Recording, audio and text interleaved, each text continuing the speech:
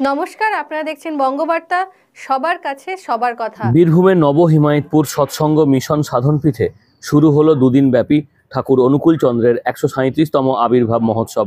অনুকূল চন্দ্রের প্রতিকৃতি নিয়ে গ্রাম পরিক্রমা করে সুসজ্জিত শোভাযাত্রা। সমাজের বিভিন্ন স্তরের মানুষের এই শোভাযাত্রায় স্বতঃস্ফূর্ত অংশগ্রহণ ছিল চোখে পড়ার মতো। গ্রামবাসীরাও বাড়ির বাইরে এসে শোভাযাত্রায় অংশগ্রহণকারী ও পুণ্যার্থীদের স্বাগত জানান।